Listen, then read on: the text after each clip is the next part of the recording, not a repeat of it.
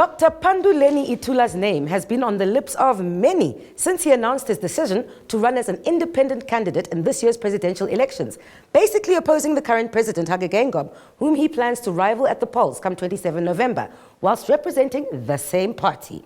Politics in this, the land of the brave, has never been more interesting. Grab some popcorn and let's have a look at what transpired during his campaign in various parts of the country. Tea, anyone? There must be a clear separation of powers.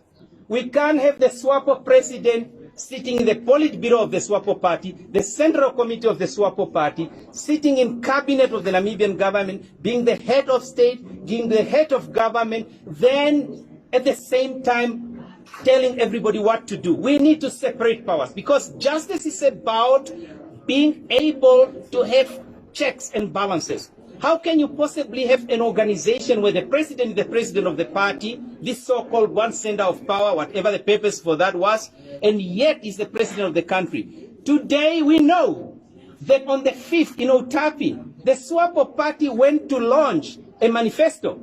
But what cars did you see there? Government cars. That is absolute daylight robbery of the coffers of the treasury.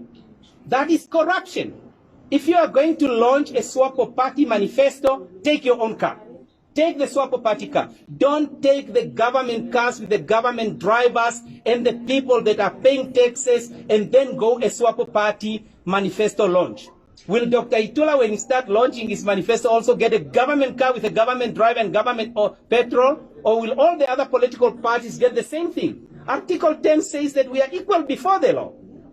Article 30 enjoins the president to uphold, protect, and implement the laws of Namibia. Now, how can you protect the Namibian constitution in terms of equality when you can take government vehicles and then go and launch a party, an entity's manifesto with government taxpayers' money? That is absolute daylight robbery. And we should not allow that. And that is because there is no separation of powers. The president of SWAPO is not going to be in my eyes at all. And it's time for the young people to lead that organization so that you can put in fresh ideas, so that SWAPO can grow as a formidable, proud liberation movement and not go down like some of the liberation movement in Southern Africa and the rest of Africa has done.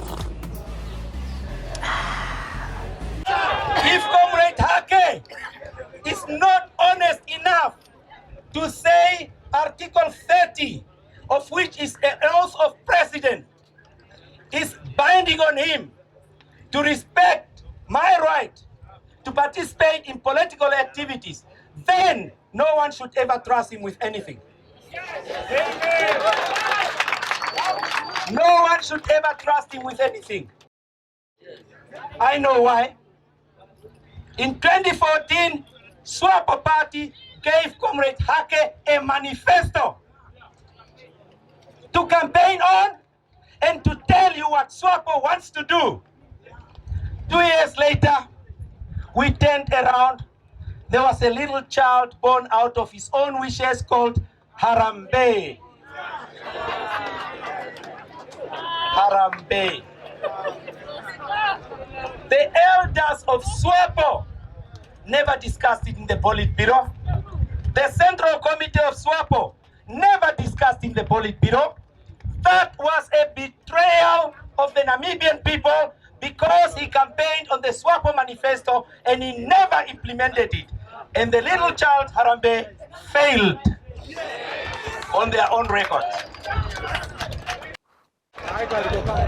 So when your leaders betray you, you take your constitution.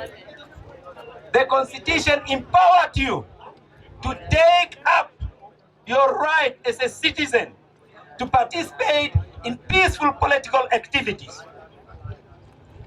When I decided to do that, I consulted. I consulted with elders in SWAPO. One of them said, and you know him very well, oh, no, I can't do that. Oof. That is going to be a democratic coup. I can't do that. I went to the second one and I said, comrade, you are crying that you have been betrayed. Here is a blueprint which clearly explains how you can participate in political activities. And he said, no, Dr. Itula, that one, I'm not touching it. My breath will go away.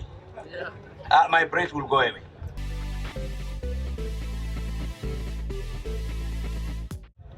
They were thinking about their bread, not the people of Namibia. And then I went to the third one, and he said, hold it. What's wrong with you? You were a political prisoner. You were a leader of the youth. You campaigned for SWAPO. You campaigned for Namibia. You are still a member of SWAPO party. And I can tell you, if you had any nightmares that Itula is not a member of the SWAPO party, I am. And there is my card. Nobody had demanded me to give my card back, and I shall never resign from SWAPO. They will never expel me from SWAPO. They are having nightmares. The leadership of SWAPO is having nightmares. They are having nightmares. Sleepless nights. Just because a Namibian citizen wants to exercise their political right. They said, resign. I said, I won't. They said they will expel me, and I said, go ahead. And then they looked for something else. They make the laws as they go along. Article 4A of the SWAPO party constitution, number 4A says, you lose your membership by resigning or expulsion. None of those took place.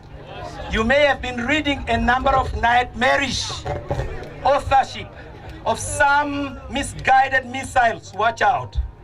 They can hit anytime. But I unleashed my 20 barrels of Katusha on Monday, and it hit hard. I've got 20 more barrels left. This membership is mine. My suffering in prisons is mine. My comrades who sacrificed remain in my memories, and their blood are calling up to say, Itula, don't betray our blood. I shall not.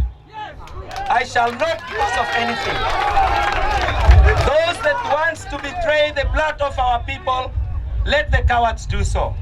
We are a brave nation, and we will never forget the sacrifices our people suffered in prisons on Robben Island, in the bushes, in the settlements.